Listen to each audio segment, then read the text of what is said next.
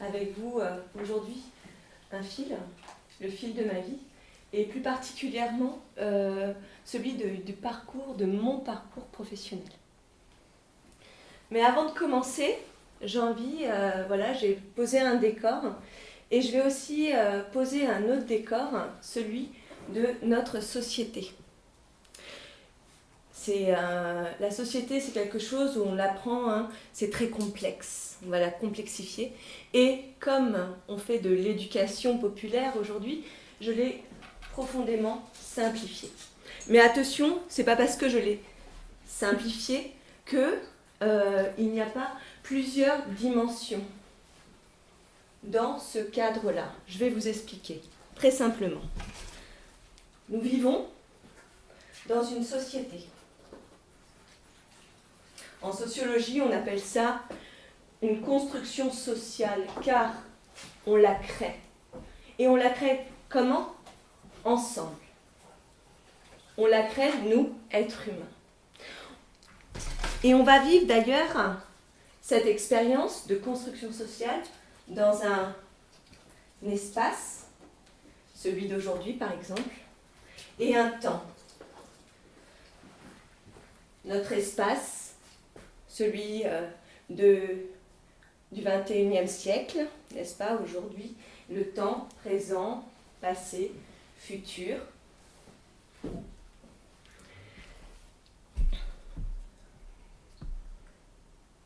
De cette construction sociale, vous savez bien que, en tant qu'être humain, on ne peut pas vivre tout seul. Tout seul, on meurt. Ou pire, on devient fou. Donc, c'est une construction, une société, qui fait société parce qu'on est tous ensemble, on est tous liés les uns les autres. Sinon, on ne pourrait pas faire société. Attention, notre société-là, ok, là j'ai fait un trait, d'accord, c'est notre frontière, c'est notre territoire. Il est propre à nous, Français, et on sait très bien ce qui se joue en ce moment autour de nos frontières, si vous voyez ce que je veux dire. Alors pour simplifier, c'est ce que je vous disais, pour bien comprendre cette société dans laquelle nous vivons, je l'ai simplifié en 3 domaines. 3 domaines d'activité, 3 champs d'activité principaux. Okay.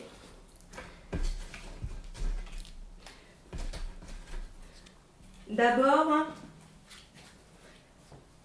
celle de la sociologie, des sciences humaines, celle de l'économie. On peut trouver ici tous ceux qui vont étudier, par exemple, nos rapports sociaux. Mais ça va être aussi, par exemple, l'histoire, l'archéologie, l'ethnologie, l'architecture. C'est tout ce que l'homme va créer pour faire société, ensemble. Les entreprises, les associations. Et c'est ce qui va définir aussi, et c'est ce qui va être défini par nos politiques et notre finance, l'argent. Attention, j'ai simplifié vraiment et petit à petit dans le fil de mon histoire, je vais le remplir et ça va être beaucoup plus clair au fur et à mesure. C'est un processus qui se construit et on a 1h30 devant nous pour le construire, d'accord ? Mais vous allez voir, ça va s'éclairer au fur et à mesure. Patiemment. Donc je disais qu'il y a un champ qui va plutôt construire notre société, avec les associations, les entreprises, l'architecture, les politiques bien évidemment, les partis, les syndicats, les écoles, tout ça, les enseignants. Il va y avoir aussi un champ qui va étudier, comme une sorte de miroir, qui va étudier cet autre champ. Il va y avoir la psychologie. Il va y avoir la médecine.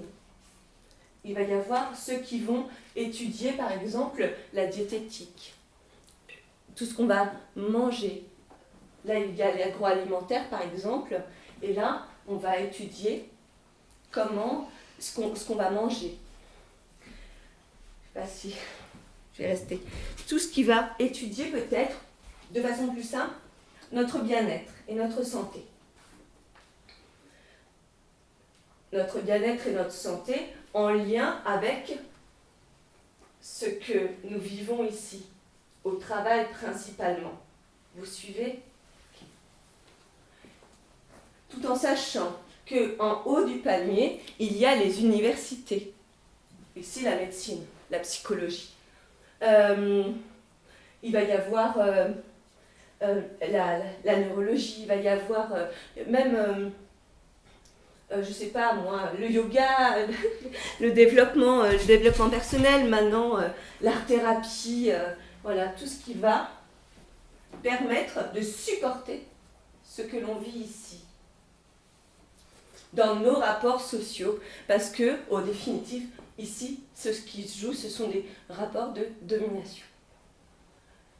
Vous verrez comment ça se joue après. Et il y a un autre terrain, un troisième domaine, celui qui va plus particulièrement étudier la Terre et la vie qui s'y joue. Ça va être les biologistes, les climatologues, les astrologues. Ils vont étudier les plantes, les fleurs. Ils vont étudier le ciel, ce qui se passe en haut, dans l'univers. Ils vont étudier ce qu'il y a en dessous de la terre, les animaux. Et puis ils vont étudier les comportements des animaux. La zoologie, là, l'éthologie, d'accord ? En gros, ici, on va voir, ils vont étudier, ils vont définir l'être de l'homme, en le définissant par exemple en tant que malade, schizophrène, traumatisé, là ça se joue bien, là, dépressif, handicapé, manque de santé, diabétique, en surpoids, tout ça, tout ce que vous voulez. Et là, ils vont étudier l'être social. L'être social, là, ça va être, par exemple, les différents métiers hiérarchiques. Celui qui est directeur, ouvrier, citoyen aussi, on peut dire citoyen. Les citoyens, la citoyenneté c'est bien, les syndiqués, les politiciens, les sujets, on aime bien aussi les sujets, hein, le public, les spectateurs, tiens c'est pas mal les spectateurs, d'accord ? Et ici, on va étudier les êtres vivants, ok ? Les cobayes, les différentes espèces, d'accord ? Il y a beaucoup moins de noms là, bizarrement, pour identifier. On les connaît moins. On les connaît beaucoup moins. Hein. Mais ce qui est très important là, ici, à comprendre, c'est que c'est un système coexistant. D'accord ? On a tendance à le séparer, parce qu'on aime bien séparer, nous, Français. On a tout segmentisé, tu sais. C'est un petit peu ce que dit Edgar Morin. Il faut bien séparer les savoirs. On est tous dans une bonne petite boîte. Il faut y rester, attention. Mais là, je ne veux pas y rester, étant donné que je vous montre là que tout est coexistant. C'est-à-dire que tout est agissant en même temps. On ne peut pas séparer. Je ne suis pas ici, je ne suis pas que politisé ou militant. C'est pas possible. On fait partie, on est aussi des êtres vivants, je crois. On est de chair et de sang. Et puis aussi, on a une psychologie. On ne peut pas, ce n'est pas possible, on ne peut pas séparer la matière et la psyché. Alors je vous demande juste là, c'est pour ça que j'ai mis ce décor, de prendre un petit peu de distance, et c'est pas évident, et de prendre un petit peu de distance et de regarder le monde, en fait, notre société, un petit peu de loin, en prenant votre envol dans l'avion, et de la regarder un petit peu comme si vous étiez dans un hélicoptère, ce système, regardez, comme ça, mais de bien comprendre que ce système, eh ben, il est aussi en vous. Okay. Parce que on l'a intériorisé au niveau psychique, hein, depuis tout petit, et on l'a aussi incorporé. Il est dans notre corps, et de toutes parts. Et il constitue même, dans notre matière, notre histoire. Et c'est à partir de là que mon histoire va commencer. Et là, je vais vous parler de mon enfance. Et je vais vous dire, je suis née dans les années 80. Ça a bien changé depuis que je suis née. Et je suis née d'une fracture sociale. Enfin, je suis née même d'une séparation de classe. Et dès que je suis née, en fait, mes parents ils se sont séparés. Séparation de classe. Pourquoi ? Parce que, Audreyne, toi tu sais, parce que, en fait, ma mère,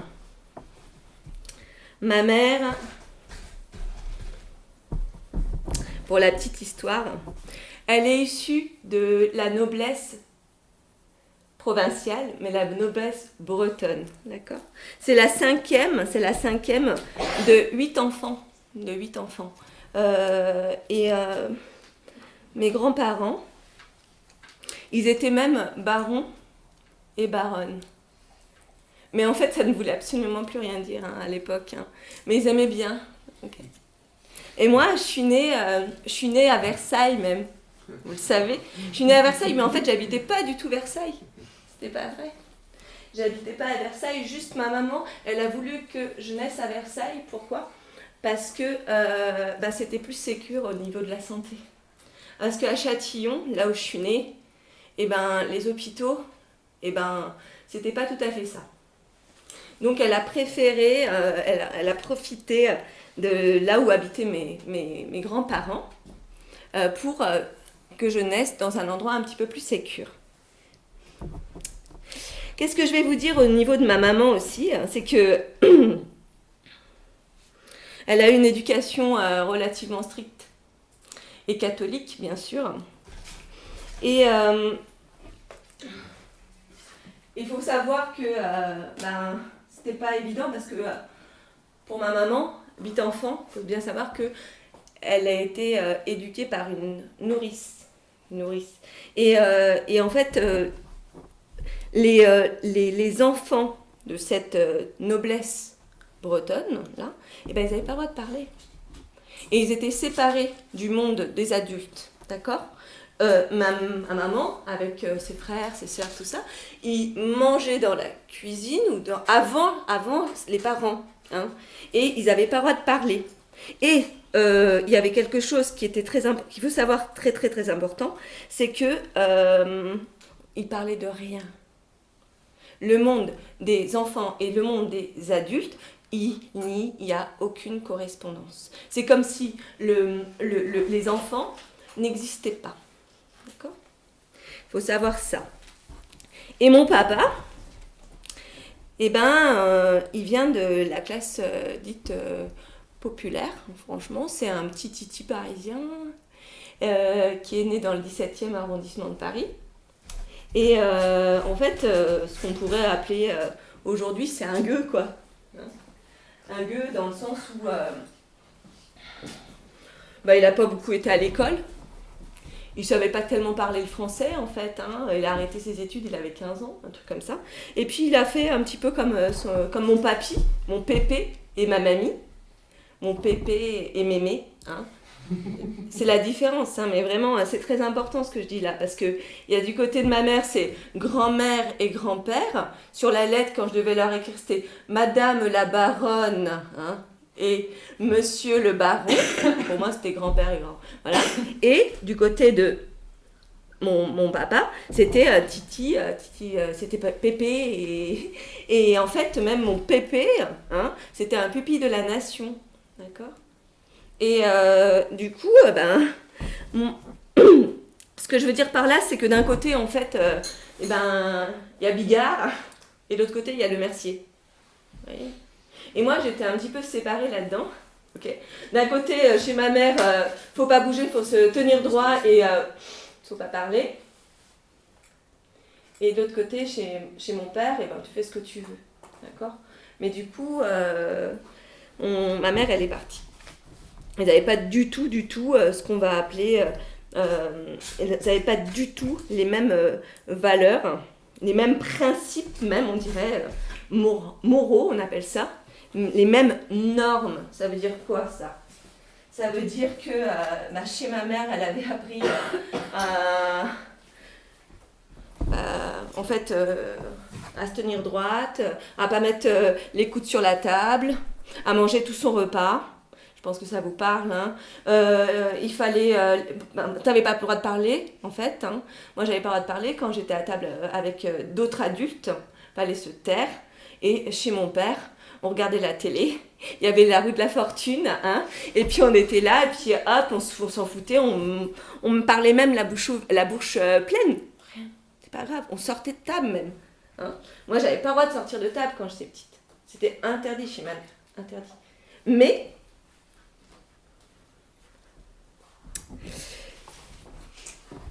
j'ai eu une enfance super heureuse. Ça s'entend pas, mais en fait, ma mère, pour la petite histoire, clairement, ils pouvaient pas s'entendre. C'était pas possible. Ils étaient trop différents, ok ? Donc ma mère, elle est partie. C'est vrai, j'ai subi leur conflit. Toute ma petite enfance, c'est clair. Et en fait, au final, à l'adolescence, j'ai fini... pour faire disparaître un petit peu leur chamaillerie des uns des autres, j'ai fini, moi, par les nier. Ils m'avaient saoulée. Ah, tiens-toi droit, machin, tu fais bien comme ta mère. Ah, t'as encore été chez ton père, il t'a donné des bonbons. Ah, bah oui, bon, en gros. Mais clairement, ça m'a vraiment pas empêché du tout d'être heureuse. Et j'ai commencé, comme tous les enfants, mon processus d'individuation. C'est quoi ? C'est l'individuation, c'est ce qui commence à la naissance, vraiment. Et c'est là où on va commencer à construire son moi psychologique. La construction psychologique du moi, c'est très individuel, d'accord ? C'est ce qui fait que nous, on est unique en notre genre. C'est ça. On découvre le monde à travers nos yeux. Et c'est un processus qui commence de la naissance, et puis ça continue. Hein. Moi, je suis encore dans mon processus d'individuation. Et il y a le processus de socialisation. C'est exactement pareil. On le commence aussi à la naissance. Mais ça, c'est en lien avec les autres. C'est ce qui va, pour être très cru, et quoi, c'est pas cru d'ailleurs, c'est exactement ça. C'est ce qui va définir notre identité et notre ego. Et on commence dès la naissance, dès qu'on rentre au monde, étant donné qu'on est en lien direct avec les autres. Donc, j'observe le monde. J'observe mon papa qui était un chaud lapin, hein, c'est pour ça que ma mère s'est tirée aussi. C'est-à-dire que il aime beaucoup sortir et puis il aime bien aussi boire. Et aussi, il y a un autre truc, c'est il cache de temps en temps des choses dans la cave qu'il va les revendre après. Hein. Ah ben, faut être honnête, c'est vrai. Ok. Et du coup, moi, ma mère, elle est partie, mais elle n'avait pas beaucoup de thunes. Hein. Donc, on a vécu même, pour la petite histoire, on a même vécu un petit temps dans un garage. Une de mes tantes nous avait loué. Tu la connais ? C'est Chantal. Et après, ma mère, elle a quand même trouvé un autre appartement. Alors, c'est un appartement, mais à Meudon. Ça s'appelle Meudon. C'est une ville. Moi, quand je suis petite, c'est très particulier parce que j'habite à Meudon-Bas. D'accord ? Il y a Meudon-Bas, il y a Meudon-Haut. C'est très important parce que au niveau de l'espace dont je vous parlais tout à l'heure, c'est déjà hyper situé. au niveau de la hiérarchie sociale. Je l'analyse seulement maintenant, d'accord, hein, mais clairement, moi j'habitais Meudon-Bas, c'est-à-dire dans un quartier ouvrier. Et je me rappelle, dans ce quartier-là, eh ben, les ouvriers, ils avaient leur petite mallette pour aller à l'usine. Et on habitait juste à côté de l'usine. Et moi, j'allais à pied à l'école toute seule. Hein. C'était pas très loin. Et j'allais et c'était mon espace. Mais dans cet espace-là, c'était marrant parce que c'était déjà hiérarchisé. C'est-à-dire en bas, il y avait ceux qui étaient un petit peu plus pauvres que moi. C'est-à-dire en bas, c'est-à-dire qu'ils habitaient des immeubles un petit peu plus hauts. Voilà, ils faisaient 7-8 étages. Et en faisant ma conf, là, j'étais voir sur Google s'ils existaient toujours et comment ils étaient. En fait, ils n'existent plus. Hein. Mais mon appartement à moi, mon immeuble, quand j'étais petite, il existe encore. Donc, il y avait cet immeuble-là. Et on montait des marches, on arrivait à un autre immeuble qui faisait 6 étages. On montait encore, il y avait mon immeuble, il faisait 5 étages. Et on montait des énormes escaliers. Et là, il y avait plein de petites maisons. Et moi, je montais ces énormes escaliers-là parce que j'allais chercher une copine qui habitait en haut et pour aller à l'école ensemble en primaire. Donc ça, c'était assez marrant. Quoi, je découvre ça maintenant, hein, mais à la base, on est complètement... moi, personnellement, je réfléchissais pas du tout à ça, un petit. Hein. Et moi, je jouais dans la cour et il y avait toute catégorie sociale et toute couleur, hein, je veux dire, on ne faisait pas de différence. La mixité sociale, elle était là. Et ce que... Ah oui, donc Meudon bas et Meudon haut. À Meudon haut, il y a tout. Il y a la piscine, il y a le conservatoire de musique, il y a les petites boutiques, il y a la gare. Il y a la gare. Je m'en souviens parce que moi je marchais, quand mon père venait nous chercher du coup, et ben, je marchais pour aller à la gare et on marchait toute cette grande pente pour pouvoir avoir un petit peu de mobilité. Et voilà, et en bas, ma mère, elle n'a pas beaucoup de sous, hein, ok.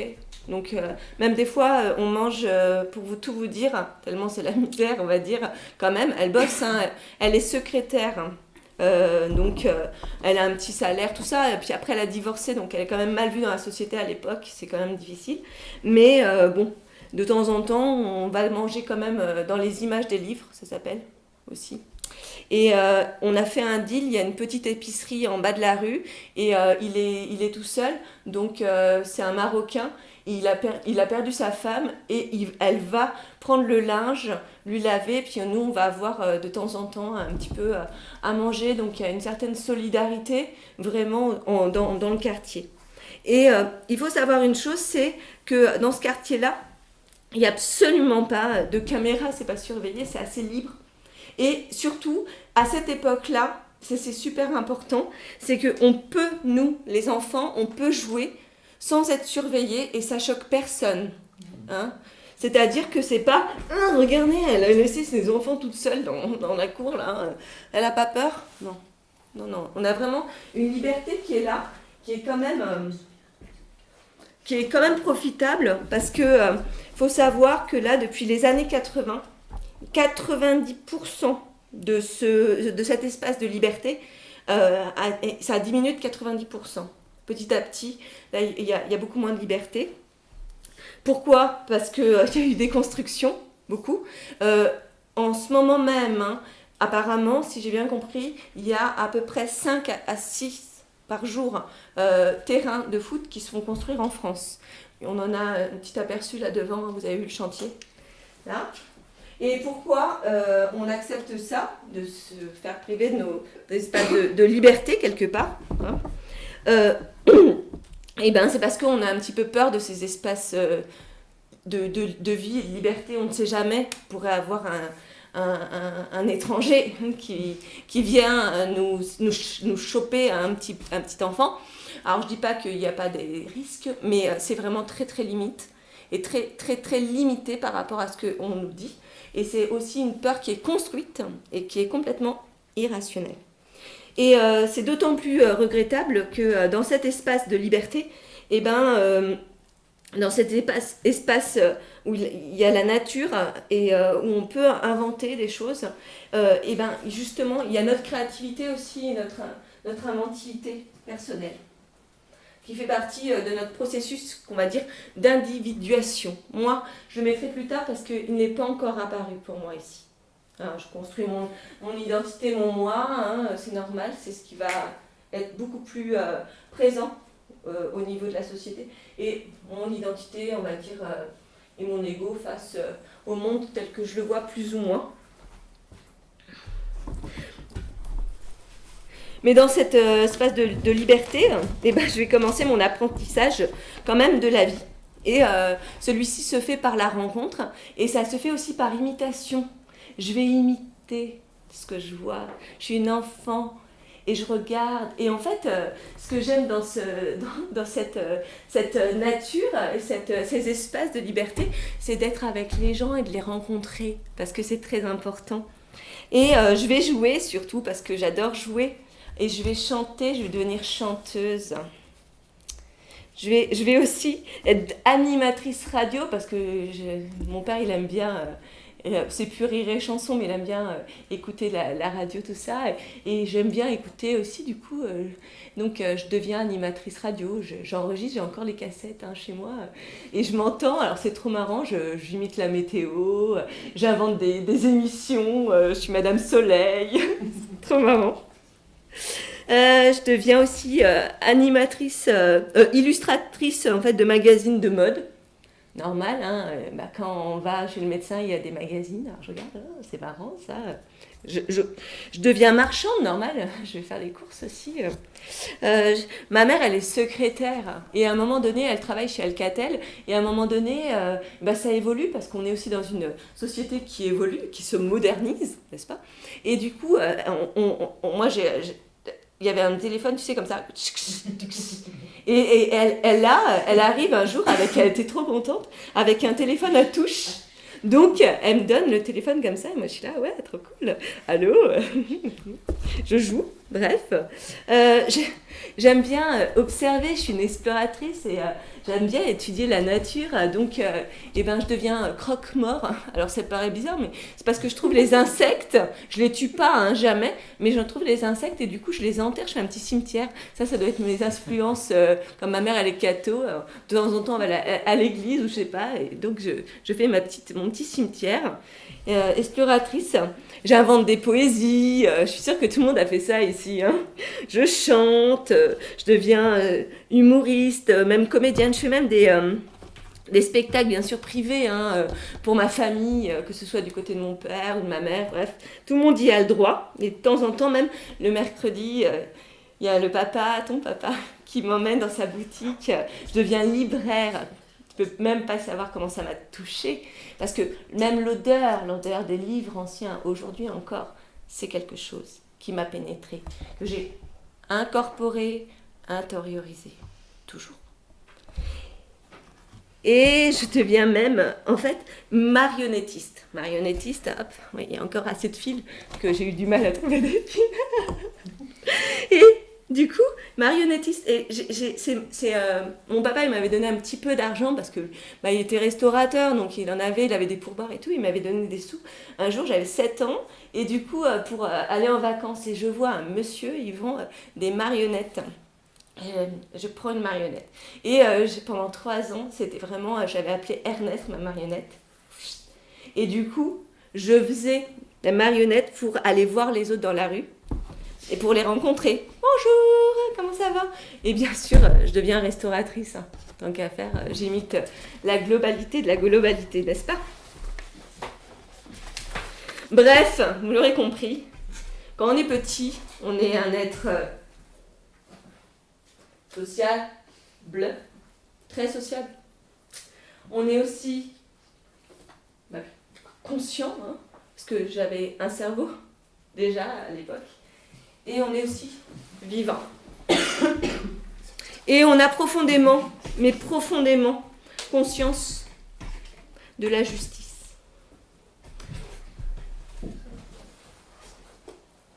De la justice des autres et de l'injustice, bien évidemment. Pourquoi? Parce que dans cet espace social, je vais voir aussi qu'il y a de la misère. J'habite dans un quartier populaire, il y a des mendiants.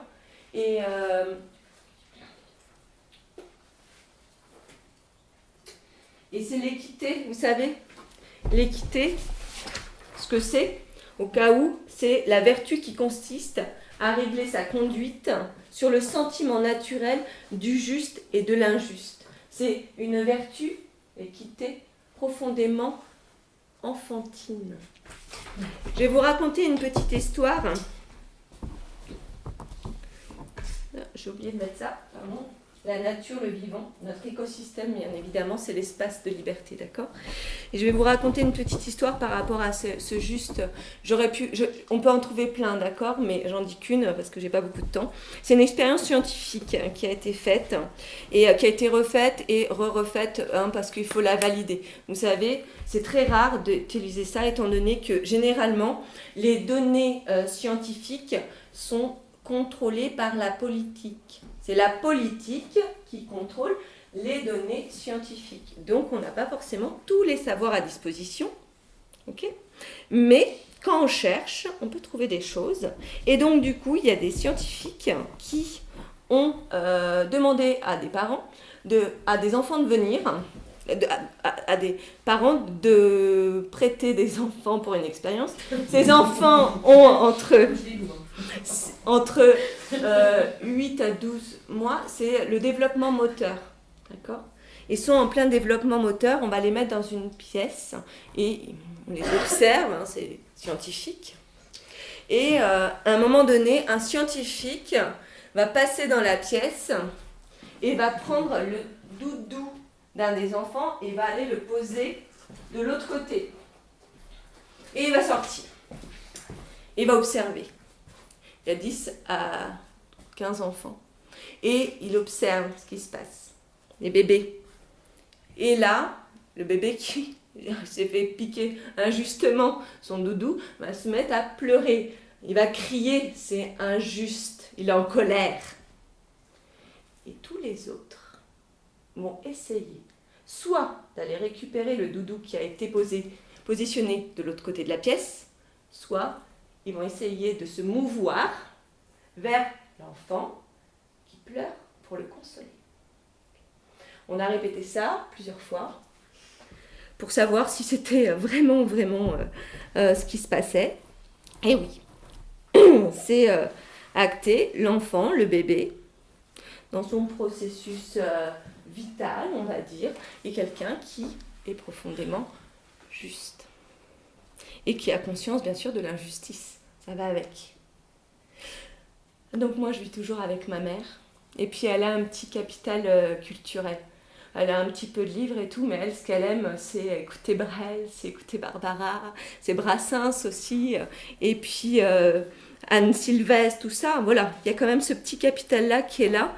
Et puis moi, comme j'aime bien, comme je vous disais, chanter des chansons, je chante Les Bourgeois, par exemple, de Brel. Vous connaissez ? Hein ? Les bourgeois, c'est comme des cochons. Je la fais à mon... Parce que j'aime pas copier. Maintenant que je suis grande, plus ça devient vieux, plus ça devient bête. Les bourgeois, c'est comme des cochons. Plus ça devient vieux, plus ça devient con. Puis un jour, elle veut me présenter un monsieur. Elle va me présenter mon futur beau-père. J'ai 9 ans. Et en fait, c'est là où je rencontre pour la première fois un bourgeois, un vrai. On est en 1986 et vous savez, il y a le nuage de Tchernobyl, le nuage radioactif, vous savez, il paraît qu'il est passé juste là. On avait trop de chance.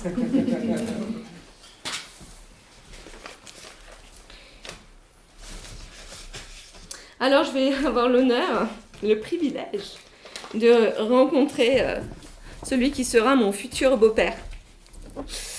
Alors, ça va être compliqué parce qu'il n'a pas le droit de présenter ma mère, parce que ils ne sont pas mariés. Donc ma mère, elle va demander, comme c'est une bonne chrétienne, elle va demander l'effacement du mariage avec mon papa. Et elle va l'obtenir en écrivant plusieurs fois à Jean-Paul II, à l'époque. Et donc, ça a duré quand même un petit temps, hein, et puis voilà, hein, on avait vraiment... et c'est à 11 ans que je rencontre pour la première fois donc, sa famille. Il ne faudra pas dire à ma mère que j'ai fait une course sur elle.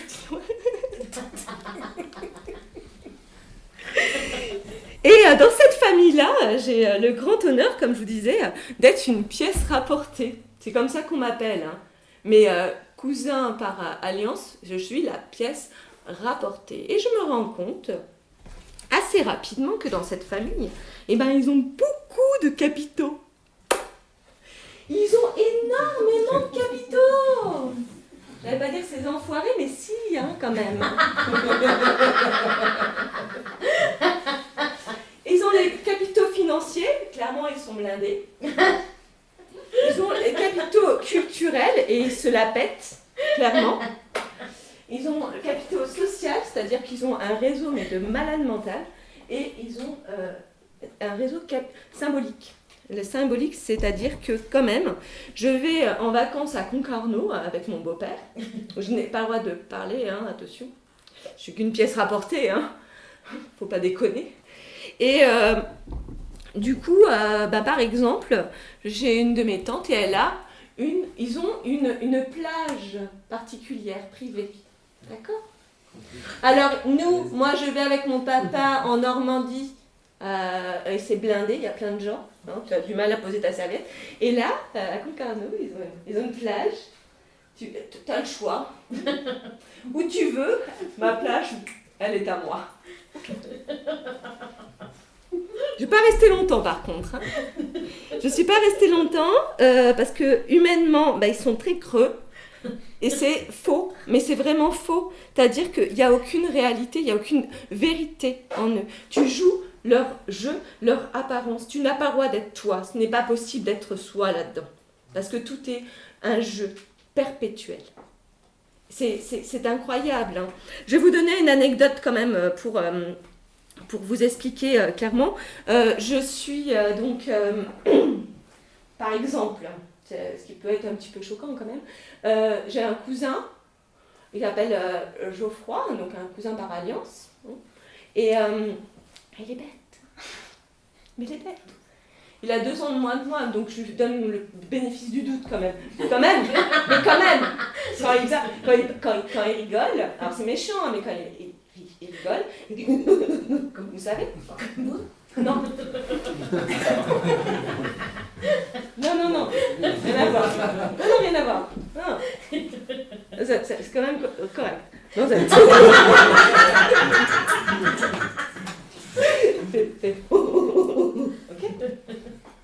Et je grandis quand même, hein, je grandis.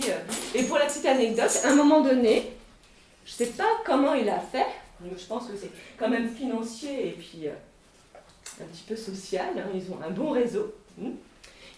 Il rentre dans une école de droit pour devenir avocat. Je trouve ça pas mal. C'est fort quand même, hein, parce qu'il avait des résultats scolaires, mais pire que les miens, je veux dire. Hein. Voire beaucoup plus au-dessous. Hein.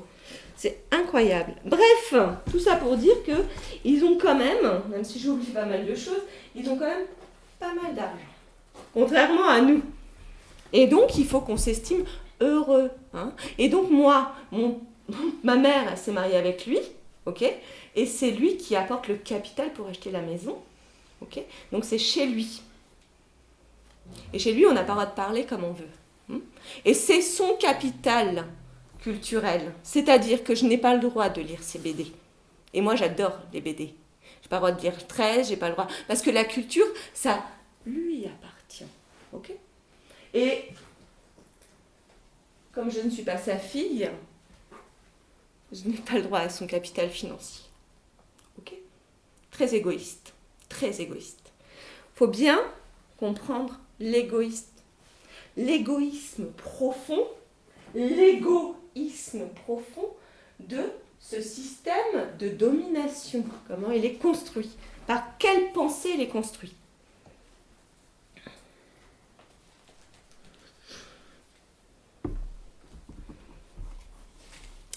Enfin bref, vous l'aurez compris que moi, à l'âge de 15 ans, j'ai plus du tout envie de vivre chez ma maman.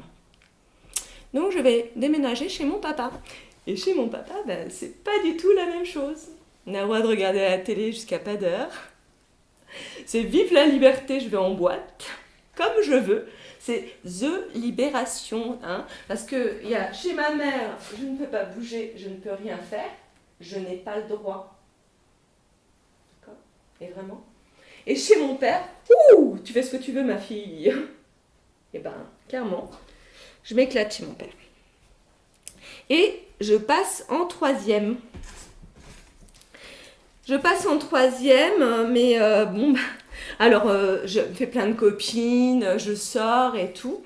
Et puis à la fin de ma troisième, on va m'orienter vers un BEP sanitaire et social. Donc je suis orientée. Alors, c'est ce que j'ai vécu depuis mes 11 ans jusqu'à maintenant, où j'ai changé pas mal. Ah oui, parce que il arrive, j'ai 11 ans, je suis donc dans une école quand même très populaire aux Ulysses. On a déménagé dans une petite maison, du coup il a un capital financier, donc on a déménagé dans une petite maison. Et du coup je suis à Orséville, donc, vous savez, c'est là où il y a Sciences Po. Vous connaissez, c'est dans le 91. Donc, je suis dans un collège, juste à côté, il y a le lycée, et le lycée mène directement vers Sciences Politiques, vraiment pas loin. Et moi, ils me mettent là, alors que j'étais dans un collège, en 6e, dans une école où j'avais des très bons résultats. Mais là, ça change du tout au tout, parce que c'est pas le même milieu social, vous voyez. Donc du coup, j'avais pas du tout les mêmes réflexes de langage et intellectuels, c'est vraiment ça. Et du coup, comme j'ai des résultats qui ont un petit peu baissé, ils vont me mettre en 4e, dans un autre collège encore, j'ai changé 4 fois, et là c'est dans un collège privé, parce qu'on se dit, tiens, ça va lui resserrer un petit peu la vis, sauf que j'ai 1h30 de trajet pour y aller, donc ça fait un petit peu beaucoup, je dois me lever à 6h du matin. Et c'est un petit peu bizarre. Donc c'est vraiment la libération quand j'arrive chez mon père. J'arrive en 3e, l'école elle est à 500 mètres. Trop cool. Et par contre, à la fin de ma 3e, orientation, on me dirige vers un BEP. Et là, j'ai pas du tout, je trouve ça pas du tout juste, parce que mes résultats ils sont pas forcément mauvais en soi. Et puis c'est pas du tout ce que je veux faire. Moi je voulais faire littéraire. Et je me retrouve à faire de sciences médico-sociales, donc je suis un petit peu dans le médical. Bon, why not ? Mais bon, là je me rends compte que il y a un sacré système de domination sur mon dos là, et que c'est une autorité scolaire, et c'est comme si c'est un peu la roulette russe, je sais pas. Et bref, je choisis pas. Et je me demande, il y a quand même mon père qui a essayé de défendre mes intérêts. Il a pris rendez-vous avec mon professeur principal pour défendre. Mais sauf que mon papa, comme je vous le disais, il n'avait pas le capital culturel. Et il ne pouvait pas me défendre. Parce qu'il n'avait pas le bon langage. Il ne savait pas bien parler français, mon papa. D'accord ? Il ne savait même pas bien écrire le français. Okay. Il n'avait pas appris, il n'a pas été à l'école. Il a arrêté l'école à 14-15 ans. Okay. C'est pas possible de se défendre contre l'institution quand on n'a pas le langage. Donc, on m'a choisi une trajectoire de fille. J'ai pas choisi la voie royale, on m'a pas choisi la voie royale, la voie générale, donc je suis quand même vachement culpabilisée de mon échec aussi, j'ai la pression sociale aussi quelque part, et puis je me dis merde, je suis pas assez intelligente pour ce système-là en fait, je suis un petit peu con. Et je suis d'autant plus con que j'ai pas cette putain de chance de pouvoir choisir ma vie et la vie que je voulais avoir en fait. Bref, moi je trouve pas ça juste, mais je me résigne parce que j'ai pas le choix. Et donc je commence à faire parallèlement à mon BEP, tout ça, je vais commencer à passer mon BAFA. Et puis je commence aussi à un petit peu travailler parce que mon père il a commencé le boulot à 15 ans, ma mère à 18 quand même, dans ces eaux-là, secrétaire. Et du coup, je vais passer mon BAFA et je vais commencer à faire du babysitting aussi. Et je vais vendre des glaces, avec mon père. Je vais commencer la restauration, tant qu'à faire, parce que je suis grande maintenant. Et puis aussi, quand je passe des vacances, un petit peu, je vais tisser les cheveux sur la plage. Vous savez, les trucs africains comme ça, hop, je vais me faire un petit peu de sous en francs. À l'époque, c'est en francs. Voilà. Et puis, je vais avoir mon BEP. Et donc, je rentre pour la première fois dans le monde du travail. Je deviens aide-soignante. Alors, je vous avoue que j'ai un peu peur. J'ai un peu peur, mais j'ai quand même ma blouse. Elle est blanche. Et j'ai bien tiré mes cheveux parce qu'on m'a appris les tâches qu'il faut faire. Et j'ai ma blouse toute blanche, bien repassée. Et je vais au château de l'Ormois à Longpont-sur-Orge. Voilà, on m'a appelée parce que j'ai eu 20 à mon stage. Et du coup, je vais m'occuper des personnes âgées. Donc c'est à Longpont. Je rentre dans le château de l'Ormois. Avant, pour y arriver, il faut gravir une pente comme ça, que je faisais à vélo. Et puis après, j'ai une copine qui m'a prêté sa petite mobilette pour arriver au château. Et je m'occupe, du coup, on est deux, je me rappelle, et je suis dans un grand couloir comme ça. Et il y a plusieurs chambres. Et les personnes âgées, elles sont... je dois m'occuper des personnes âgées. J'ai 18 ans. Et je dois les laver. Je dois les lever, les habiller. Et on ne m'a pas tout expliqué, je sais les tâches que j'ai à faire. Hein. Et du coup, je m'occupe de ces personnes-là, mais je suis super speed. Parce que j'ai plein de trucs à faire en fait. Hein.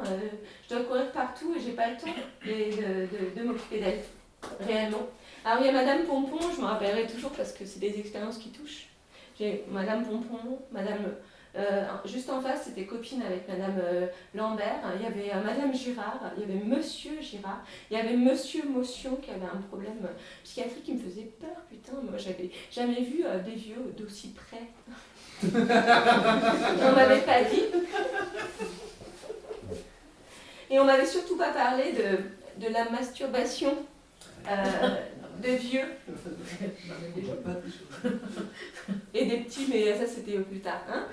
Et donc du coup, je m'occupe comme je peux, d'accord, mais j'ai pas toutes les qualités. Hein, j'ai pas toutes les qualités pour bien m'occuper. Moi, on m'a appris des tâches et surtout, j'ai pas tous les mots pour bien m'occuper d'eux.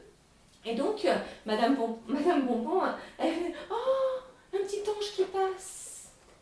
Et oui, je suis vraiment un petit ange qui passe. Je suis habillée tout en blanc, voilà. Et moi, comme je sais pas tous les mots pour bien comprendre ce qui se joue dans cette maison de retraite, c'est le soir, je raconte toutes les anecdotes à mes copains et puis à mon papa. Ouais, c'est passé ça, elle a fait ça. Ah bah, et oui, il a levé la canne sur Madame Pompon, et puis j'ai halluciné, j'ai crié, et puis je les ai séparés, mais je savais pas trop comment faire. Mais bon, et j'y suis retournée, et voilà. Et après, j'ai eu ma paix. Mais j'avais pas forcément toutes les qualités pour bien gérer toutes les situations quand même, parce qu'on nous apprend des tâches, hein, des tâches à bien faire, de bien donner les médicaments, bien faire les lits au carré, hein, il faut faire attention. Moi, je faisais quand même les bandages et à l'époque, je faisais aussi les piqûres.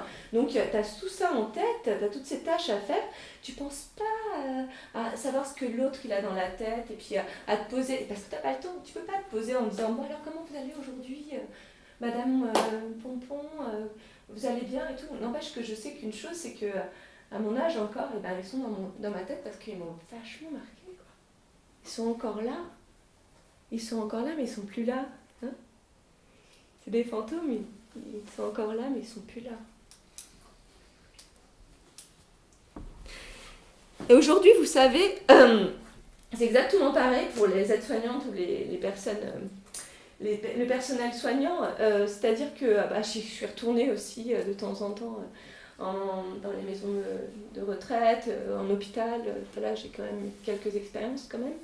Et on propose des formations, on appelle les formations humanitude.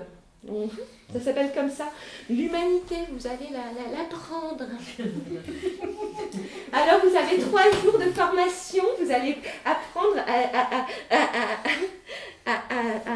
les qualités qu'il faut pour prendre bien soin des personnes âgées. Et du coup, on apprend ça, on dit ben oui, c'est ça qu'il faut faire, effectivement, oui. Mais au final, on n'a pas le temps. On n'a pas le temps de faire ce qu'ils nous disent en formation. Hein. C'est ça les qualités empêchées. Hein. On nous apprend des choses, et puis mais sur le terrain, on ne peut pas les faire. D'accord ? Bon, moi, je suis quand même encouragée, hein, et, par mes professeurs et par le personnel soignant, parce que quand même, j'ai eu 20 à mes stages, tout ça, donc je continue, et je passe mon bac sciences médico-sociales. Alors, parallèlement à ce bac, j'ai quand même une forte encore valeur du travail, on m'a vraiment inculqué ça. Et donc, je suis animatrice d'activités ludiques pour les enfants. Et là, je découvre que quand même, c'est un petit peu les enfants. Et quoi, s'il est moche, il est moins bien, on s'occupe moins bien de lui. Je trouve pas ça juste, moi. C'est vrai, hein ? Non, mais c'est impressionnant, hein. Il est moche, va-t'en. C'est un truc de dingue. Après, on va solliciter aussi la concurrence, hein, entre les personnes. Bon, j'ai plus tout à fait... Je vais devenir aussi aide ménagère. Donc là, on va m'obliger... Quoi, on va m'obliger ? Oui. Je vais, parce qu'il faut un petit peu de sous, hein, toujours pour suivre la mode. À l'époque, on veut des pumas, moi je voulais des pumas, les jaunes et les vertes, c'est la mode, vous savez. Bon, maintenant, le puma, il a disparu. Hein. Ça n'existe plus, les pumas. Hein. Mais bon, on a quand même encore les baskets, on a de la chance. Et donc, je suis aide ménagère dans une petite maison. Et dans cette maison, il y a des étudiants qui sont en université. Et moi, je suis tenue de faire leur ménage, parce que c'est des gros cochons. Ils n'ont pas le temps, ils travaillent trop.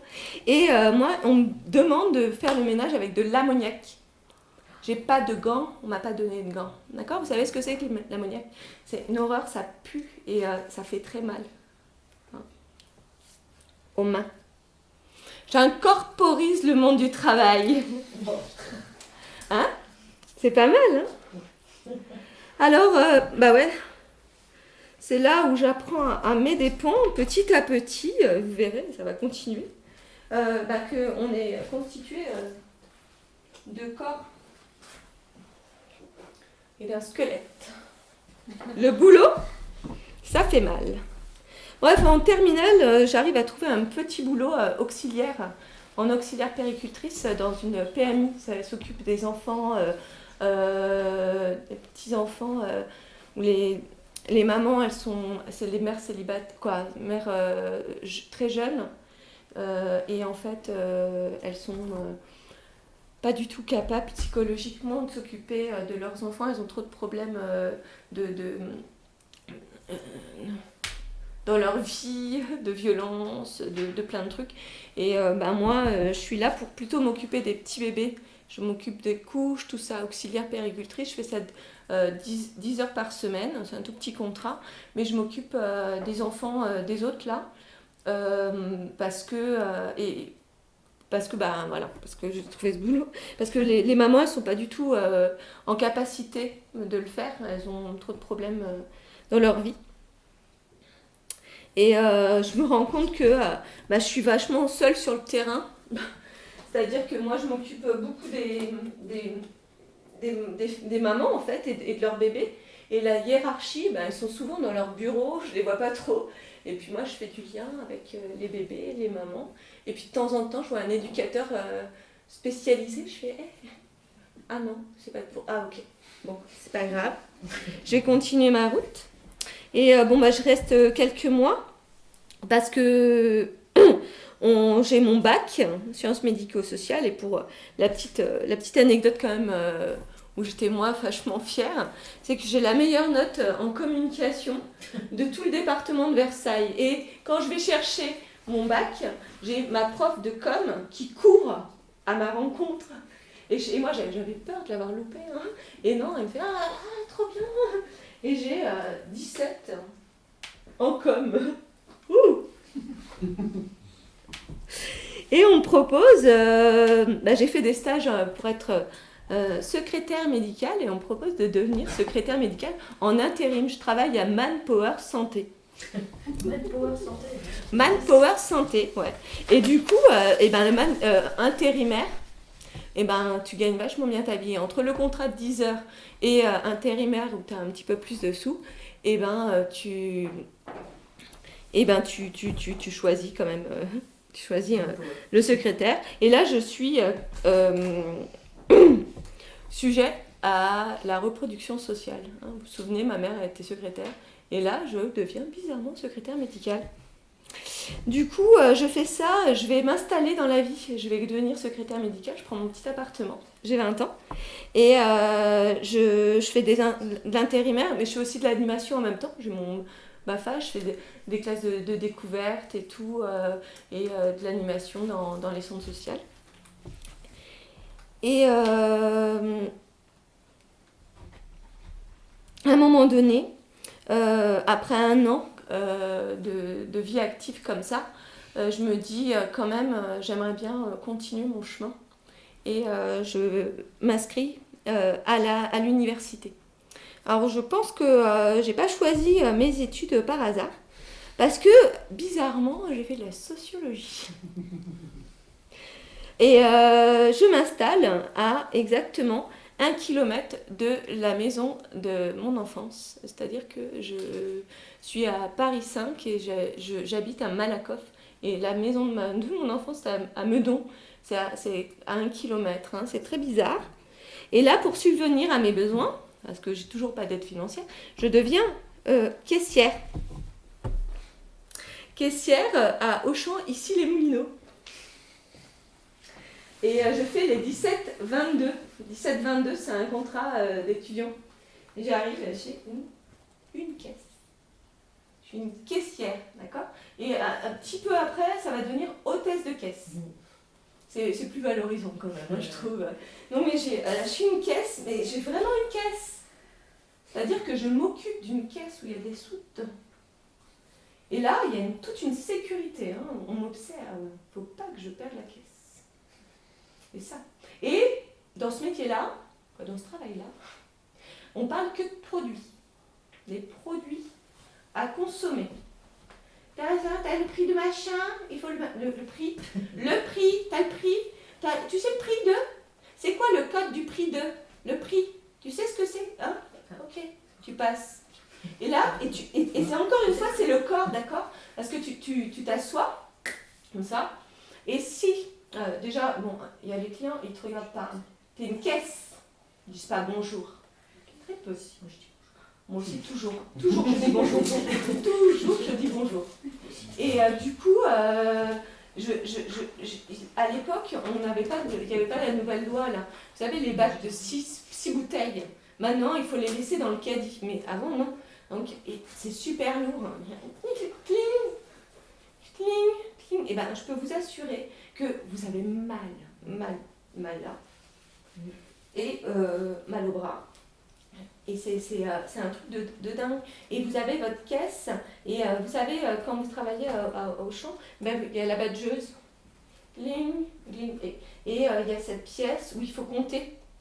Alors c'est marrant parce que si vous avez arnaqué entre guillemets le client de 10 francs ou de 100 €, et ben c'est tout bénéfice pour la boîte. De 10 francs ou 100 €. Non mais c'est compliqué, hein.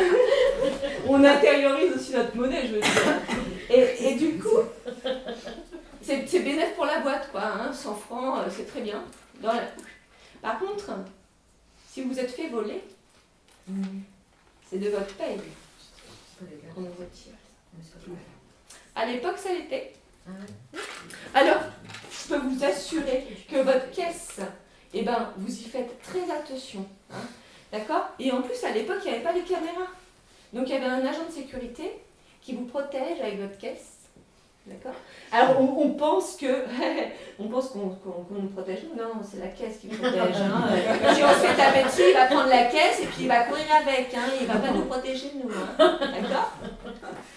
On est des hôtesses de caisse, pas des hôtesses de l'air. Hein. C'est pas le même fantasme. On ne veut pas s'envoyer en l'air. Bref, je continue quand même mes études, mais il faut bien savoir que pour mon père, je suis devenue complètement une étrangère. Au niveau de la reproduction sociale, c'est plus du tout le même bazar. J'ai plus du tout le même vocabulaire. Hein. J'apprends des mots. J'apprends un langage, un nouveau langage en sociologie. Et pour ma mère, je crois qu'à l'heure actuelle, elle n'a toujours pas compris pourquoi j'avais fait sociologie. Pourquoi t'as fait sociologie là ? J'ai pas compris, hein. Ouais, mais je comprends. Donc bref, je découvre quand même et je continue ma folle course dans cette université, d'accord, pour acquérir du savoir et des compétences, des connaissances. Mais bon, clairement, le boulot. L'appartement à payer hein, quand même, et puis les études. Clairement, je suis morte de fatigue, donc je décide d'aller à Évry pour continuer mes études de sociologie. Donc c'est beaucoup moins... c'est une école très marxiste là pour le coup, donc elle m'a beaucoup plu. Mais je suis là dans une petite résidence universitaire, dans une petite chambre. Je paye beaucoup moins cher, c'est très bien. Et j'ai même droit à une petite bourse à échelon 5, étant donné que mais ça, je ne savais pas avant. Mais j'ai droit à une petite bourse. Bref. Et là, pour subvenir un petit peu à mes besoins, malgré tout, parce qu'il faut la payer quand même si j'ai une petite bourse, je deviens animatrice. Ingénieure en sociologie, je fais une petite étude avec un sociologue sur... je sais plus ce que c'était, mince. Je sais plus. Je regarderai. C'était une étude sociologique que je n'avais pas choisie, ça, c'était pas très intéressant. Deviens professeur de soutien à domicile. Et après ma licence, j'avais vu qu'à Rennes, il y avait un DESS qui m'intéressait. C'était un DESS urbanisme, appropriation du territoire et tout, donc je décide de partir là-bas, de m'installer à Rennes pour continuer mes études. Et du coup là-bas, je trouve une chambre chez l'habitant, et je passe ma maîtrise en devenant vacataire pour les premières années de sociologie, surveillante dans un lycée dans un lycée où je fais les nuits aussi. C'est un lycée privé et il fait... comment ça s'appelle ? Internat. Merci, l'internat. Mais en fait, ce que j'ai pas prévu, c'est que le DESS, il n'existe plus parce qu'il y a toute une réforme au niveau de la sociologie à l'époque. Et ce DESS-là, il va disparaître. Et il n'y a plus qu'une chose, on ne propose qu'une chose, c'est de faire un DESS ressources humaines. Donc, clairement, j'ai appris la sociologie pour faire rentrer dans un bureau pour faire les ressources humaines. Vous savez, ça gère un petit peu les emplois, mais plus particulièrement, en tout cas à cette époque, les licenciements. Donc, je refuse. Et je vais arrêter mes études là. pour entrer dans la vie active. Donc là, je vais aller prendre un rendez-vous. Ça ne s'appelle pas le Pôle emploi à l'époque, ça s'appelle l'ANPE. Et j'ai mon premier rendez-vous avec ma conseillère. Et je cherche du boulot, donc à Rennes, toujours. Et là, la première chose qu'on va me conseiller, c'est d'enlever mon diplôme de sociologie. En disant, vous n'allez jamais trouver de boulot avec votre diplôme là. Si vous voulez trouver du boulot. Il faut que vous le retiriez parce que votre bac, là, sciences médico-sociales, par contre, là, il y a plein de boulots. Donc, on va me proposer des petits boulots. Donc, je vais devenir encore une fois aide ménagère à domicile au CCAS. Donc là, on prend le vélo, on va chez les particuliers, donc à domicile. Je vais devenir enquêtrice de terrain pour un nouveau centre commercial qui va se créé à Rennes. Je vais devenir animatrice spécialisée auprès d'adultes handicapés. Je te regarde, mais t'es pas handicapée, t'inquiète. Je vais devenir surveillante encore dans un lycée. Et je vais devenir directrice d'un centre de loisirs. Et mon expérience est claire. Elle a duré 1h30 dans toute ma vie commerciale. Je devais vendre des espaces publicitaires dans des magazines où il y avait des petits chiens. Et il fallait viser plus particulièrement des personnes âgées. Éthiquement parlant, ce n'était pas possible pour moi. Je suis vite partie. La paye était alléchante. Hein. Et du coup, je trouve un petit boulot en tant que distributrice de prospectus. Et c'est l'hiver. Vous savez ce que c'est, la distributrice? On rentre dans un hangar, il est gigantesque. C'est l'hiver, il n'y a pas de chauffage. Il est froid. Et les gens, ils sont habitués. Et donc, du coup, on va dans un hangar, on va chercher un grand caddie comme ça. Vous savez, les trucs du roi Merlin pour prendre les plantes, tout ça. Et ben, on a ça, mais c'est 2 fois plus grand. Et on va mettre plein de prospectus dedans. Énorme. Moi, j'avais du mal à le pousser. Hein, pour arriver et pour commencer à faire son petit tri. Et ben, je peux vous dire une chose, c'est que le papier, ça coupe. Et ça fait très mal. Et du coup, on m'avait dit, à l'embauche, on m'avait dit, hop, un prospectus comme ça, 10 centimes. 10 centimes. Et oh, c'est cool, 10 centimes. Si j'en fais, donc en gros, il avait fait une sorte de... C'est un petit peu les magiciens. Ah, il nous a embobiné tout cela. Ah, très bien, ce petit boulot. Il y avait vraiment ça. Et puis en fait, au final, sur les 0,1 centime d'euro que j'avais compris, ce qui n'était pas beaucoup, hein, 1 centime, et ben c'était 0,01 centime. Du coup, moi j'avais des factures à payer. Et je me retrouve avec une fiche de salaire après avoir distribué et trié des quantités phénoménales. Ça remplissait ma voiture, j'avais une Fiat Uno à la base et ça rentrait pas. Il fallait que je pousse sur le truc. C'était un truc de dingue. Et puis la voiture, elle roulait comme ça. Tellement c'est lourd le papier. C'est très lourd du papier en fait. Et moi, j'arrivais le matin et je n'étais pas du tout habituée. Je ne sais pas comment ils font, hein, je leur dis bonjour. Je leur dis bonjour dans la rue quand ils distribuent. Par contre, sur ma boîte aux lettres, il n'y a écrit pas de pub. Parce que j'ai pas envie d'avoir ça dans ma boîte aux lettres. Je ne supporte pas les pubs. Mais j'ai fait et je compatis tellement aussi par rapport à ce vécu. Et je me retrouve avec une fiche de paye. Donc on était passé à l'euro à l'époque. De 50 €. J'arrivais le matin, je sortais le soir après avoir trié. La quantité de travail que c'est. Et tu pousses ton truc jusqu'à ta voiture, c'est ça. Je l'ai fait. Et d'autant plus, c'est de la publicité, d'accord, mais d'autant plus parce que je sais ce que ça cache derrière comme exploitation en plus.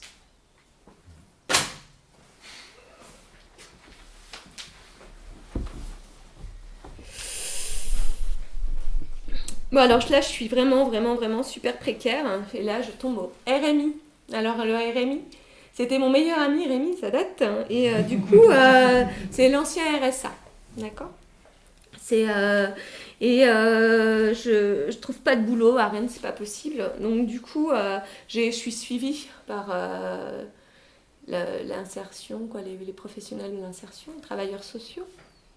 Et je me dis, bon, bah, de toute façon, ici, il faut que j'ai des expériences de merde, clairement, si on regarde bien, il faut que je m'en aille. Donc, du coup, je trouve une autre formation pour compléter mon cursus universitaire. Et je vais faire je me dis, tiens, je vais faire du journalisme. Tant qu'à faire. Et je trouve une formation à Marseille, à l'EJCM à Marseille. Et donc là, j'ai le droit à une aide pour la mobilité. Attends, ils veulent se débarrasser du RSA, là. Cette bénéficiaire du RSA, on va l'envoyer dans une autre région, ça fera -1 sur la liste. Voilà. Donc ils m'aident. Allez. Donc j'arrive à Marseille, je prends un appartement. Et je vais effectivement étudier le journalisme avec des stages, tout ça. Et puis je vais même être journaliste à la Marseillaise. Et là, je me rends compte que c'est la Marseillaise quand même, ça travaille sur le social encore.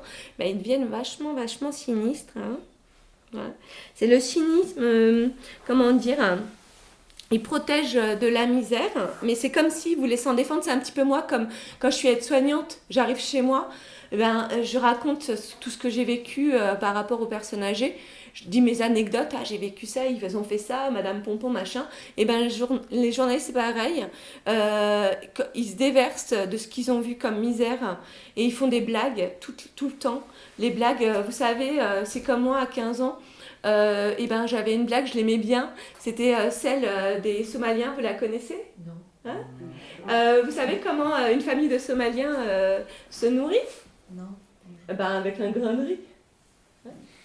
Ça, c'était quand j'avais 15 ans. Mais on ne se rendait pas compte parce que notre conscience, comme on n'a pas toute la complexité du monde, et c'était juste pendant la famine de Somalie. Vous la connaissez là ? Hein ? C'est quoi le pays le plus cool ? Vous la connaissez, le pays le plus cool en ce moment ? C'est le Yémen. Vous la connaissez pas celle-là ? Elle vient juste de sortir. Hein ? En pleine crise humanitaire. Et c'est vrai. Du coup, je vais rester 1 an en tant que journaliste. Et puis après, clairement, je... Tant que ça monte le cerveau. Hein. Je vais devenir animatrice lecture. Animatrice lecture dans une association culturelle. Okay. Alors c'est l'animatrice lecture, je vais travailler dans des bibliothèques de proximité qui sont insérées dans les quartiers populaires. Donc je suis à Marseille, je vais dans les quartiers nord de Marseille, dans une cité qui s'appelle Herbel. Je ne suis pas jeune d'arrivée, moi ça fait 1 an, hein. Je ne suis pas forcément au courant de tout. C'est la cité apparemment où il y a le plus grand trafic de Kalachnikov. Et l'association est juste située à côté d'une laverie. Et en fait, cette laverie, le soir, mais on n'est plus là, elle devient une sorte de truc pour faire les jeux, la machine à jeux, quoi. Ils jouent, c'est illégal, mais ils font des jeux, des trafics de jeux. Et des trafics de drogue, bien évidemment. Et on est en collaboration avec les écoles, la maison de quartier qui est là, et nous, on est là pour faire des livres. Des livres pour les enfants et des livres pour les grands, pour faire du coup de l'apprentissage à la lecture. Et moi, je l'adore. Ouais, j'ai plein d'imagination. J'ai plein de créativité, je veux faire des livres tout le temps, et ouais, des livres pour les enfants, pour les adultes, et puis voilà, il n'y a pas de souci. Et le directeur, il fait oh, bosse pas trop. Okay. D'accord. Et à un moment donné, on doit faire une exposition de ces livres à la bibliothèque départementale de Marseille. Et moi, je dis, cool, c'est vachement valorisant, on va exposer les livres de tous les habitants, et puis on dit, voilà, il va falloir on a 2 bus à remplir pour aller à cette exposition qu'on organise avec toutes les créations des enfants. Et du coup, ce que je sais un petit peu en amont, c'est qu'il va y avoir même un politicien qui va être là, parce que c'est juste avant les législatives, d'accord ? Et du coup, il veut faire son petit meeting politique pendant cette petite réunion. Ils aimeraient effectivement récolter quelques voix, tant qu'à faire, par la culture. Il faut bien en profiter, hein. Et du coup, moi, j'ai envie de dire la vérité. Okay. Parce qu'il y a mon collègue, il dit, il y aura plein de trucs à manger aux pauvres gens, les habitants. Il y aura un buffet, venez. Ouais, d'accord, mais ils vont aussi se taper un meeting d'1h30, un meeting politique. Tu leur dis ça ou pas? Ah non, je vais leur dire. Ah bon? Ah mais moi je suis pas d'accord, hein. Et il va y avoir ça. Laisse-moi faire. Pour remplir 2 bus, je dis, moi je participe pas à cette arnaque-là. Non, il n'y a pas moyen. Alors il y a eu le meeting, effectivement, il y a les enfants qui couraient dans les couloirs. Ils couraient partout, c'était infernal. C'est nous qui devions gérer ça. Hein. Ok, c'est normal. Et donc, effectivement, le mec de la région a fait son meeting politique. Moi, je trouvais ça dégueulasse. Et puis, petit à petit, j'ai appris même que le directeur de cette association avait même joué en bourse les fonds politiques. 50 000 € quand même. C'est pas rien. Et ben moi, éthiquement parlant, je suis partie. C'était pas possible. Je veux dire, c'est une question de valeur. Et apparemment, on n'avait pas les mêmes. Et c'est là, comme je vous le disais, qu'a commencé mon processus d'individuation. L'individuation, le processus d'individuation, c'est aussi un apprentissage qu'on fait, mais c'est un apprentissage de transformation, de création et de libération existentielle. On commence à comprendre de quoi il est question et ce que l'on veut supporter ou ce que l'on ne veut plus supporter. C'est ce qui va faire lien entre notre inconscient et ce qui est refoulé. Parce que bien évidemment, le pouvoir en place, il ne veut pas qu'on en ait conscience de tous ces enjeux-là. Hein? Et là où vont les subventions, par exemple. Et de quelle subvention est-il le nom? Hein? C'est bien beau d'avoir des subventions pour participer à l'apprentissage de la lecture, pour participer même à la discrimination, quelque part. Hein? Okay. Et derrière, il y a qui encore qui finance? Et dans quel but ça finance? Est-ce que c'est pas pour qu'on se la ferme? Je deviens, après cette expérience, je deviens illustratrice. Et je deviens même créatrice d'un album jeunesse. Les enfants, ils m'ont vachement inspirée. Je fais un petit lien avec une petite maison d'édition, Rouge Safran. Je deviens aussi, là, pour les festivals, intervenante culturelle. Je crée des livres aussi, mais qui ont beaucoup plus de sens. Je leur donne du sens, mais du sens d'émancipation, d'éducation populaire, qui a vraiment du lien avec les personnes entre elles. Les liens à tisser, les liens qui libèrent. Quelles sont les valeurs que l'on veut porter? Les vraies. Je deviens aussi portraitiste. Un petit peu assistante d'éducation aussi.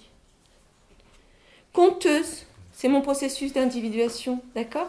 Ça veut dire quoi? Ça veut dire que je travaille et je me laisse du temps libre pour être moi, me libérer. Comprendre qui je suis, c'est important de faire les deux.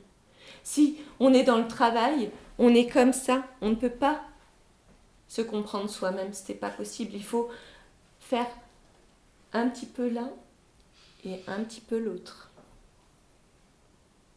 Je deviens nouvelliste aussi. J'aime bien écrire. Je ne suis pas très douée, je vous le dis. Mais j'aime bien. Je deviens auxiliaire de vie dans une classe Ulysse. C'est un truc de dingue. Il y avait la prof de français. Elle était en master, hein, sciences de l'éducation. Et on s'occupait d'une classe de jeunes 16-18 ans. 19 ans même.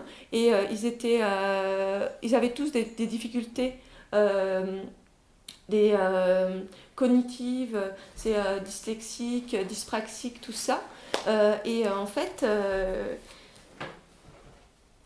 la prof, elle se moquait d'eux sans cesse. Elle les dévalorisait. Elle les rabassait. Incroyable, mais moi je les défendais. Et en fait, ils savaient qu'ils pouvaient me faire confiance parce qu'il y a des liens qui sont créés aussi humainement quand on porte certaines valeurs de dignité, de respect, de bienveillance, et quand on les regarde pour qui ils sont aussi. Et aussi pour comprendre qui ils sont, c'est-à-dire savoir leur histoire aussi. Et donc ça se passe aussi par le langage, mais aussi par l'affect, savoir qui ils sont. C'est aussi parler, les comprendre.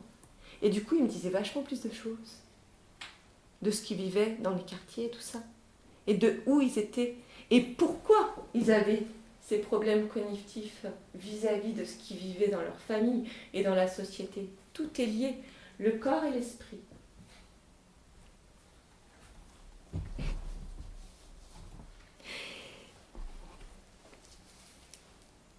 Devient donc aussi responsable d'un service d'animation en maison de retraite.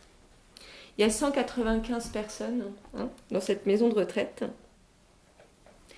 Il y a du boulot et j'essaie de mettre en place des ateliers art-thérapie.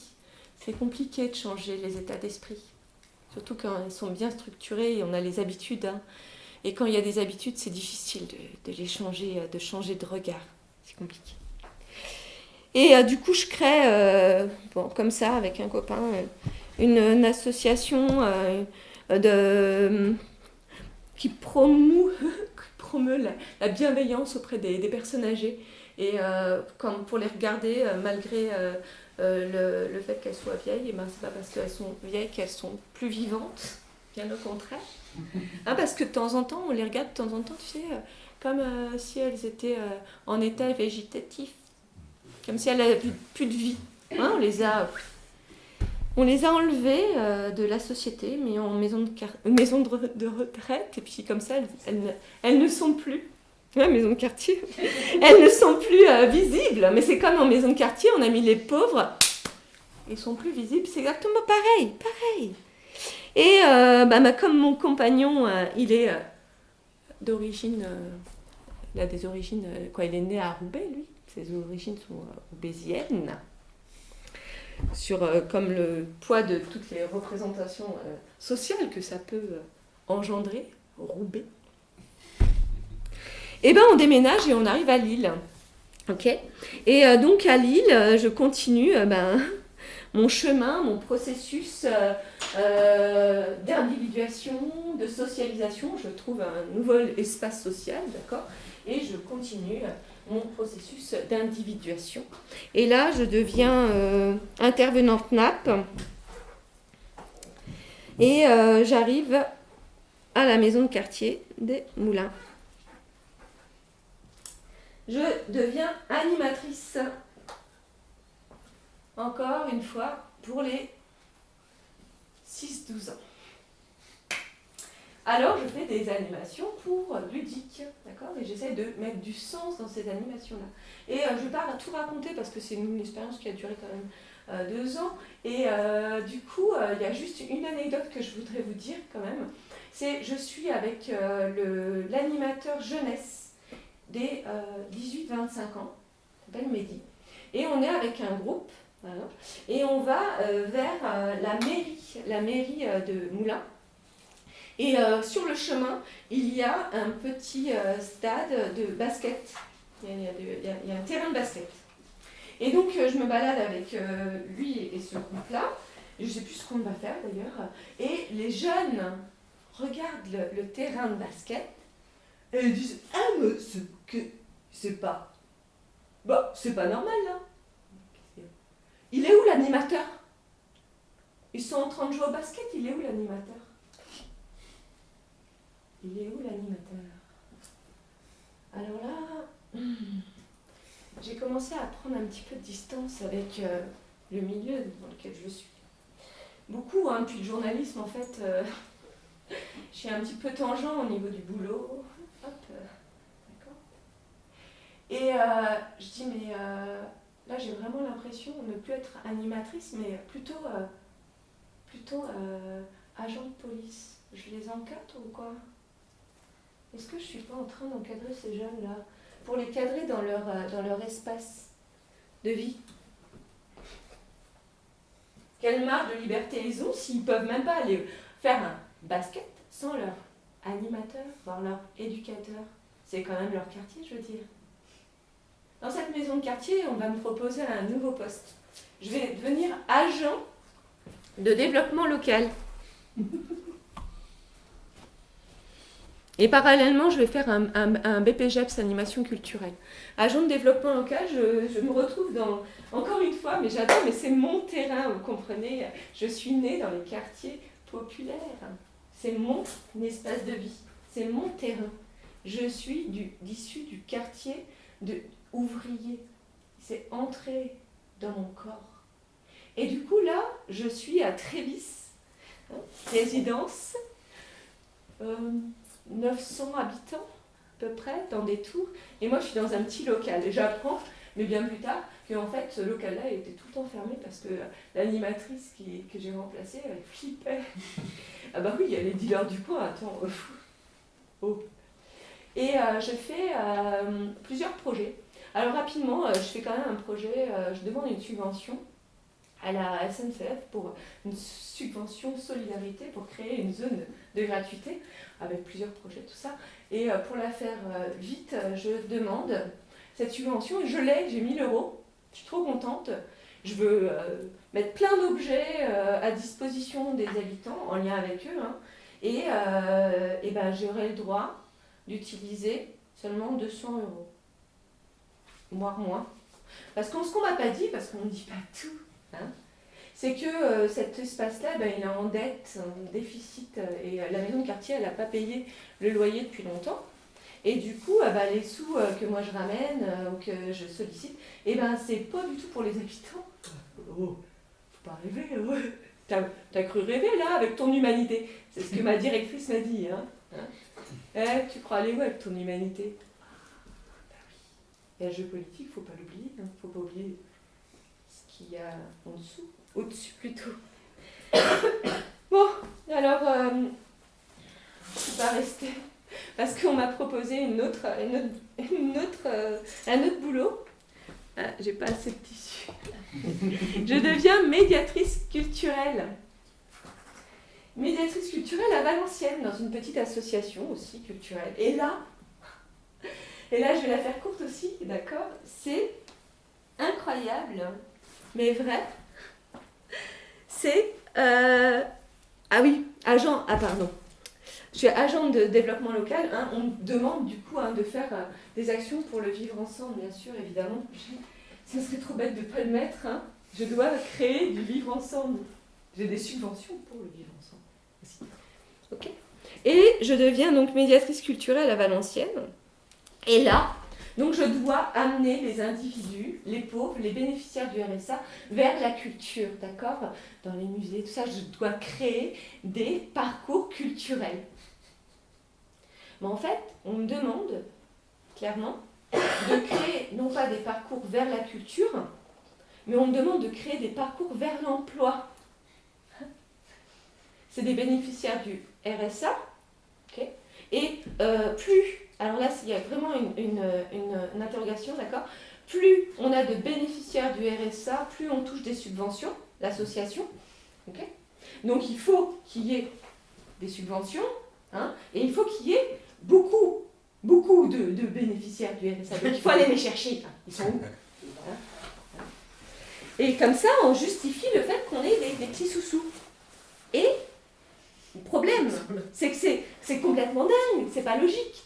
Parce que notre boulot, il est basé là-dessus. Ça veut dire quoi? Ça veut dire qu'on a des sous pour remettre les bénéficiaires du RSA au travail, mais si on les met au travail, on n'a plus de boulot. On n'a plus de subventions, étant donné qu'on a des subventions, parce qu'on a les bénéficiaires du RSA. C'est le serpent qui se mord la queue, là. C'est un petit peu le truc de dingue, non? Je suis partie. C'est pas possible. Éthiquement parlant, je ne pouvais plus.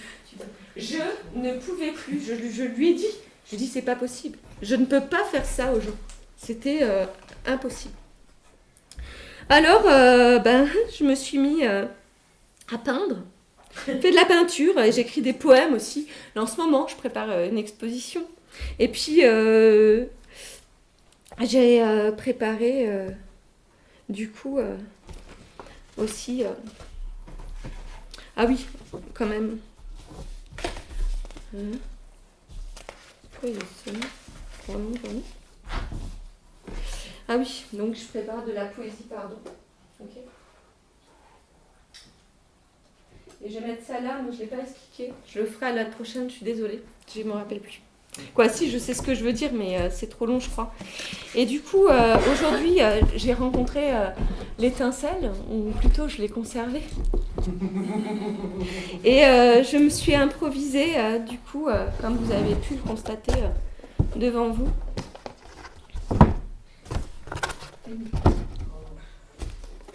Conférencière. De façon entière, avec mon histoire de vie. Alors, vous avez bien compris que c'est une critique, j'espère, du monde du travail plus particulièrement. Et j'ai pas fini.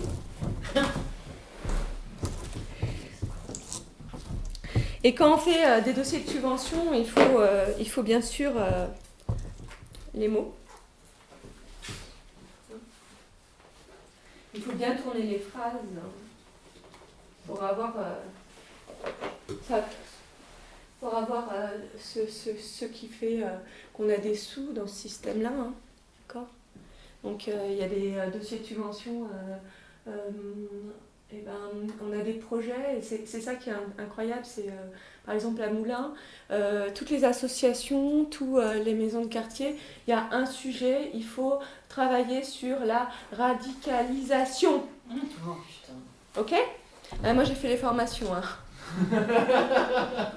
Vous avez vu la radicalisation, alors il y a eu formation, c'est quand même le Figaro qui l'a fait. C'est pas mal. Donc la radicalisation, quand on fait la formation, on comprend que c'est l'extrême gauche. Maintenant. Ah oui. Ouais. Il faut pas se radicaliser. Alors moi, du coup, j'ai un rêve. Alors j'ai un rêve qui peut paraître un petit peu fou, mais c'est changer le monde. Mais c'est aussi et surtout, peut-être petit à petit, de changer ce système du travail là. Alors c'est coexistant tout ça, vous avez vu qu'il y a quand même une grosse part là parce qu'ils ont pris beaucoup de pouvoir, surtout on est quand même vachement régi par l'argent, monnaie.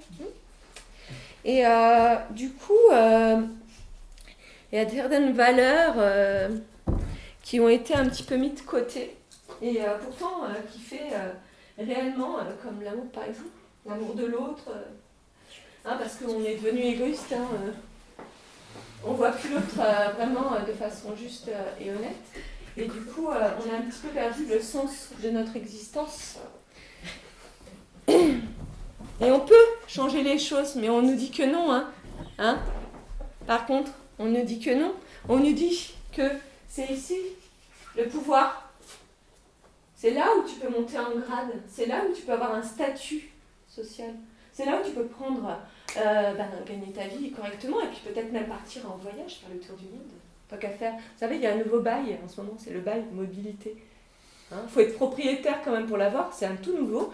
C'est celui qui permet de partir, voyager pendant 9 mois, sous-louer ton appartement en toute légalité, et puis tu reviens, et c'est bon, hop, t'as fait ton petit voyage, quand même des pépettes pour faire ça. Et ici, on nous oppresse, ok, complètement. Il y a une hiérarchie qui nous tape dessus, bam. Okay. Et là, on va nous dire, oh ben non, tranquille, faut être zen. Alors là, on nous dit, il faut changer soi-même à l'intérieur pour être bien. Eh, tu vas bosser, tu vas t'en prendre plein la gueule, mais après tu fais ton petit yoga, ton petit sport, et ça va être nickel, là, hein. Tu vas, ça va être cool. Ou tu vas voir ton psy, hein. Ou alors, tu peux manger tes cachetons. Ça, c'est à la mode, hein. Antidépresseur, c'est super. Alors, tu as cette solution-là, c'est changer, là, et là, on me dit, bah, sinon, si tu n'es pas content, au niveau de ton boulot, il y a peu de gens qui le font, hein, mais tu dois lutter et te battre, d'accord ? Tu dois lutter et te battre, tu dois te syndiquer, mais quand tu dis ça à ton patron, il fait un peu la gueule. Tu dois te syndiquer, mais ouais. Et puis l'intérieur, c'est super compliqué, hein ? C'est super compliqué de lutter, d'accord ? Donc, alors ici, c'est soit tu te changes toi-même, là, changez-vous vous-même, vous allez changer le monde. Mais en fait, c'est pas vrai. C'est là, vous vous changez vous-même pour correspondre au changement du monde. Vous l'avez bien compris.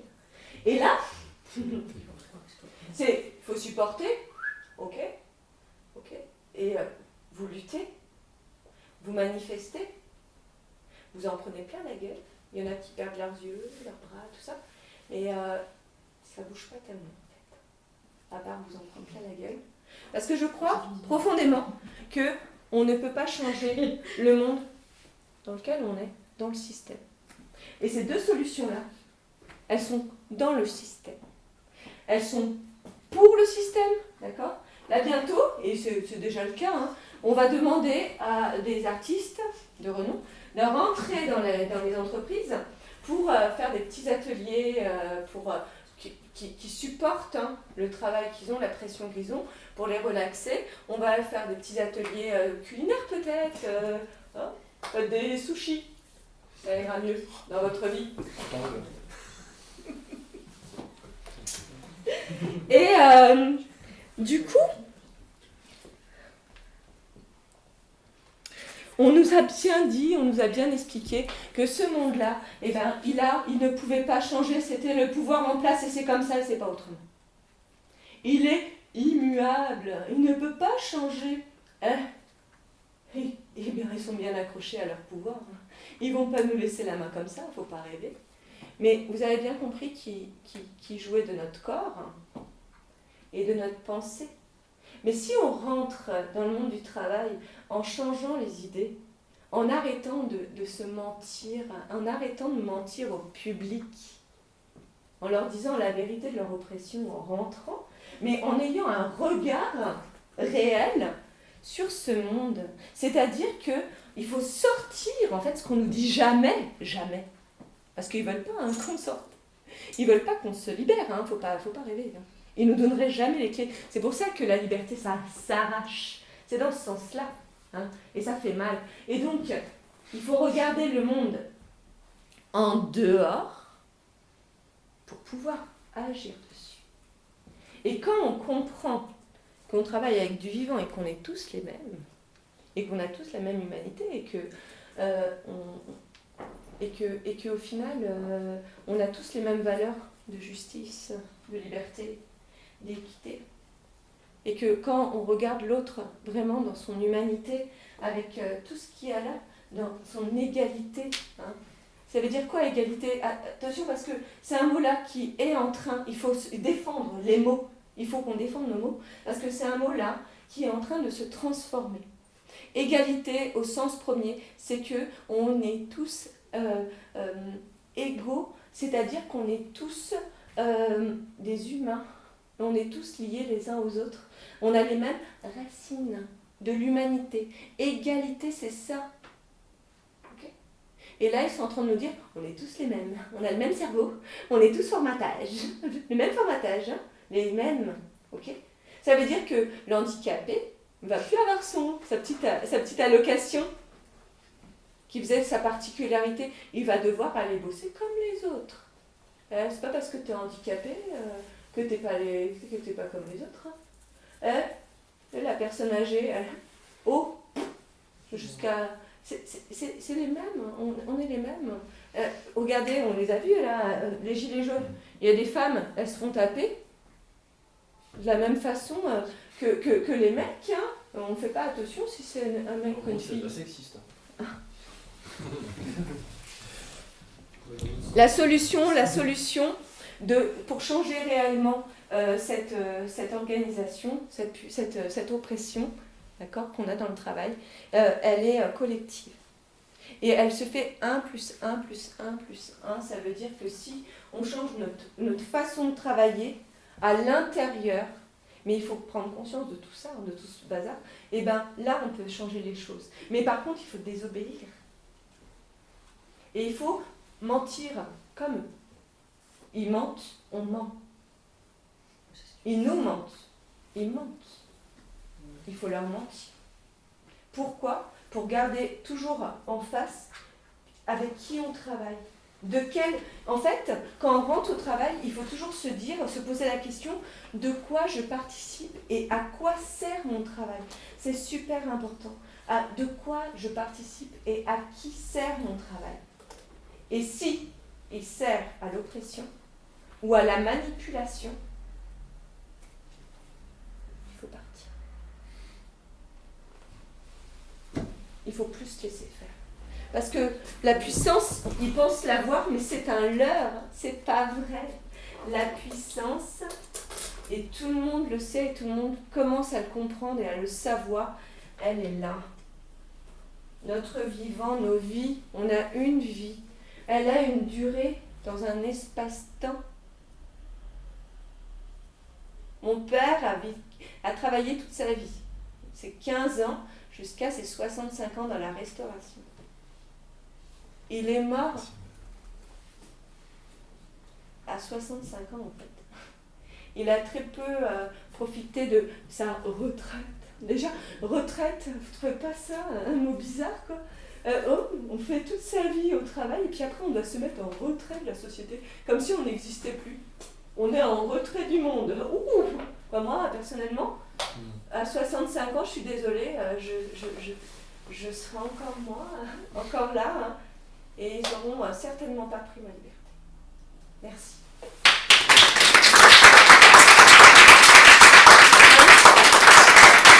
Mais là, je n'y pas.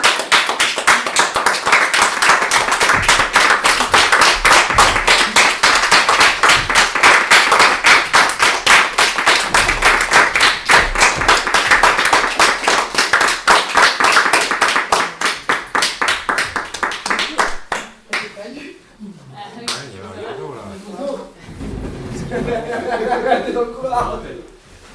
On te laisse toutes les 5 minutes, on peut fumer des cigarettes, tout ça, on va faire un petit... on va sortir 2-3 trucs et puis on va vous installer après pour la tour. Voilà, on va te laisser... Ça a duré combien de temps ? 1h40. C'est vrai ? Ouais.